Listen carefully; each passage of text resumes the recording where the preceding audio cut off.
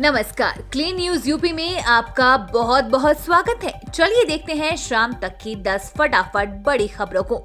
इससे पहले आप न्यूज को कहां से देख रहे हैं, हमें कमेंट में जरूर बताएं। साथ ही वीडियो को लाइक करना बिल्कुल ना भूलें। योगी सरकार की नीतियों पर बैंकर्स का भरोसा, निवेशकों की मदद को आए बैंक। ग्लोबल इन्वेस्टर समिट से पूर्व देश के सभी बैंक मुख्यमंत्री योगी आदित्यनाथ की नीतियों को भरोसा जताने के साथ ही निवेशकों की आर्थिक मदद को पूरी तरह तैयार है। बैंकर्स उत्तर प्रदेश में बीते 5.5 वर्षों में कानून व्यवस्था से लेकर मूलभूत सुविधाओं में हुए बदलावों को देखते हुए सरकार के साथ सहभागिता के कदम बढ़ाएंगे। सभी सरकारी व निजी शेड्यूलिंग बैंकों का नजरिया बदला है और वे अब निवेशकों के लिए अपना खजाना खोलने को राजी है। बैंकों को भी प्रदेश में बड़े कारोबार की पूरी उम्मीद है। बैंकर्स को अब उत्तर प्रदेश में रकम डूबने का डर नहीं है, बल्कि वे अब प्रदेश में होने वाले बड़े निवेश को अवसर के रूप में देख रहे हैं।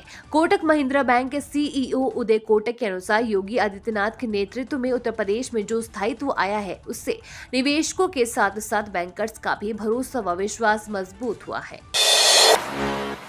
आज काशी आ रहे हैं सीएम योगी, गंगा पर बोट से जाएंगे टेंट सिटी। मुख्यमंत्री योगी आदित्यनाथ आज एक दिवसीय दौरे पर वाराणसी आएंगे। वे बीएचयू में आयोजित 3 दिवसीय अंतर्राष्ट्रीय संगोष्ठी सुफलाम के दूसरे दिन तकनीकी सत्र के बाद जनसभा को संबोधित करेंगे। सीएम के आगमन से पहले प्रशासनिक महकमा तैयारियों में जुटा हुआ है। बीएचयू में सुफलाम कार्यक्रम में भाग लेने के बाद वे टेंट सिटी की तैयारी को देखने जाएंगे। मुख्यमंत्री को 80 घाट से बोट के जरिए टेंट सिटी ले जाने की योजना है। उन्नत खेती और कृषि विकास पर आधारित 3 दिवसीय संगोष्ठी का उद्घाटन आज केंद्रीय कृषि मंत्री नरेंद्र सिंह तोमर करेंगे। इसके लिए वे शनिवार की शाम बाबतपुर एयरपोर्ट से सर्किट हाउस पहुंच गए हैं। अच्छे आचरण वाले कैदियों को सरप्राइज गिफ्ट देगी योगी सरकार। उत्तर प्रदेश की जेलों में 7 साल से बंद विचाराधीन कैदियों को बड़ी राहत मिल सकती है। मुख्यमंत्री योगी आदित्यनाथ के निर्देश पर जेल विभाग ऐसे कैदियों की लिस्ट तैयार करने में जुटा हुआ है जिन्होंने 7 साल जेल में गुजार दिए हैं और जिनका आचरण अच्छा है व उन्होंने अपने जुर्म का इकबाल भी कर लिया हो। सरकार की ओर से जेल विभाग के अधिकारियों को निर्देश दिए हैं कि सभी अपनी अपनी जेलों में 7 साल से कम सजा वाले विचाराधीन कैदियों की सूची उपलब्ध कराए एवं साथ में सुझाव भी दे जिससे कि विचाराधीन कैदियों की संख्या को कम से कम किया जा सके। ऐसे कैदियों की फाइलें मुख्यालय तलब की गई है जो दया याचिकाओं के मानकों को पूरा करते हैं। यूपी के 19 जिलों के 33,000 किसानों को मिलेगा कर्ज माफी का लाभ। उत्तर प्रदेश के 33,408 किसानों को प्रदेश सरकार ने 1 लाख रुपए तक की सीमा की कर्ज माफ कर दिया है। राज्य के अपर मुख्य सचिव कृषि डॉक्टर देवेश चतुर्वेदी ने बताया कि कर्ज माफी के संबंध में अधिसूचना जारी हो गई है। उन्होंने बताया कि वर्ष 2017 में योगी सरकार ने सत्ता संभालते ही सबसे पहले किसानों के 1 लाख रुपए तक के कर्ज माफ करने के आदेश दिए थे। उस समय कुछ किसान पात्रता रखते हुए भी तकनीकी खामियों के चलते इस लाभ को पाने से वंचित रह गए थे। इनमें से कुछ किसानों ने हाईकोर्ट की शरण ली थी। हाईकोर्ट ने इन वंचित किसानों को भी कर्ज माफी का लाभ दिए जाने के आदेश दिए हैं। यूपी में कोरोना के एक्टिव केसों की संख्या पहुंची 26। यूपी में कोरोना के एक्टिव केसों की संख्या 26 पहुंच गई है। बीते 24 घंटे में कोई नया कोरोना संक्रमित सामने नहीं आया है। रविवार सुबह आई रिपोर्ट में 5 मरीज रिकवर भी हुए हैं।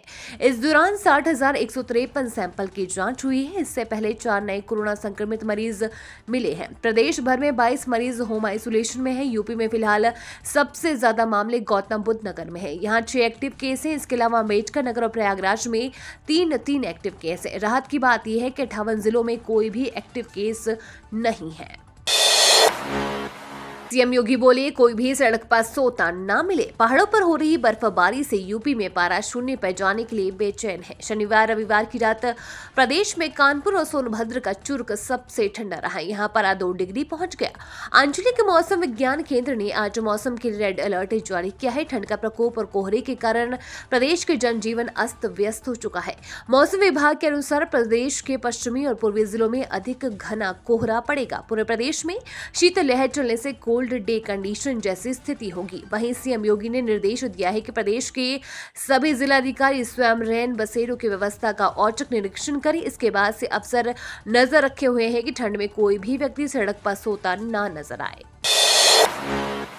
अंबेडकर नगर में कूड़े से जल्द मिलेगी निजात। अंबेडकर नगर में पर्यावरण बेहतरी के लिए शासन स्तर पर स्वच्छ भारत मिशन के तहत कूड़ा निस्तारण केंद्रों की स्थापना का कार्य कराया जा रहा है। इसके तहत जिले के 2 नगर पंचायतों में जल्द कूड़ा निस्तारण केंद्र की सुविधा उपलब्ध होगी। इन केंद्रों पर कूड़ा निस्तारण केंद्र बनने का कार्य चल रहा है। केंद्रों के क्रियाशील होने पर कूड़ा निस्तारण की बेहतर सुविधा के साथ ही किसानों को जैविक खाद का फायदा भी मिलेगा।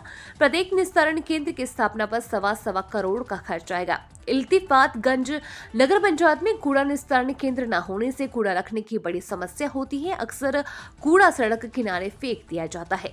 इसके समाधान के लिए शासन ने बीते दिनों 2 कूड़ा निस्तारण केंद्र बनाने की हरी झंडी दी थी। प्रत्येक केंद्र के बनाने में 1 करोड़ 25 लाख रुपए लगेंगे। कानपुर आईआईटी से मोती झील के बीच 9 किलोमीटर रूट पर लगेंगी 750 स्ट्रीट लाइट। कानपुर मेट्रो का संचालन शुरू हुए 1 साल पूरा हो चुका है, लेकिन आज तक इस रूट पर रात में अंधेरा कायम है। नगर निगम ने इस रूट पर स्ट्रीट लाइट लगाने के लिए कानपुर मेट्रो से 2 करोड़ रुपए का बजट मांगा था, लेकिन मेट्रो ने देने से इनकार कर दिया। अब स्मार्ट सिटी फंड से लाइट लगाई जा रही है। नगर निगम मार्ग प्रकाश विभाग के अधिशासी अभियंता आर.के. पाल ने बताया कि 2 करोड़ रुपए बजट से 750 स्ट्रीट लाइट आईआईटी से विजेंद्र स्वरूप पार्क तक लगाई जाएंगी। पूरे रूट पर एक भी पोल नहीं लगाया जाएगा। मेट्रो के बने ट्रैक किनारे ही क्लैंप के सहारे सभी लाइट लगाई जाएंगी। कल से लाइट लगाने का काम शुरू कर दिया जाएगा। गोरखनाथ मंदिर में बनेगा 4 सुपर जोन। 25 सेक्टर मजिस्ट्रेट करेंगे निगरानी। गोरखपुर के गोरखनाथ मंदिर में लगने वाले खिचड़ी मेला की तैयारियां लगभग पूरी की जा चुकी है।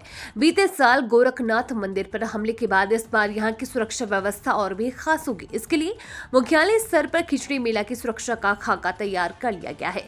इस बार खिचड़ी मेला की सुरक्षा 3 लेयर में होगी। वहीं गोरखनाथ मंदिर को सुरक्षा के लिहाज से 4 सुपर जोन और 10 जोन में बांटा जाएगा, जबकि मंदिर की सुरक्षा और अन्य व्यवस्थाओं को देखते हुए पूरे इलाके को 25 सेक्टर में भी बांटा गया है। सभी सेक्टरों में सेक्टर मजिस्ट्रेट तैनात किए जाएंगे। काशी विश्वनाथ का दर्शन करना होगा आसान। वाराणसी में चलेंगी अब वाटर टैक्सी। वाराणसी में गंगा की लहरों पर जल्द ही वाटर टैक्सी देखने को मिलेगी। इस प्लान को वाराणसी प्रशासन ने तैयार किया है। काशी विश्वनाथ धाम को जलमार्ग से जल्द ही जोड़ा जाएगा। वाटर टैक्सी के जरिए गंगा के रास्ते शिव भक्त विश्वनाथ धाम जाएंगे। इसी साल अप्रैल महीने में इसकी शुरुआत होगी। विश्वनाथ धाम के गंगा द्वार के सामने जेटी भी लगाया जाएगा। इसके जरिए पर्यटक आसानी से इस वाटर टैक्सी से उतर सकेंगे। वाटर टैक्सी चलने से श्रद्धालुओं को वाराणसी में जाम से मुक्ति मिलेगी। वो आसानी से बाबा के धाम भी पहुंच सकेंगे। ये तो थी शाम तक की बड़ी खबरें। रोजाना उत्तर प्रदेश की ताजा खबरों के लिए क्लीन न्यूज यूपी को सब्सक्राइब कर बेल आइकन को दबाना बिल्कुल ना भूलें। धन्यवाद।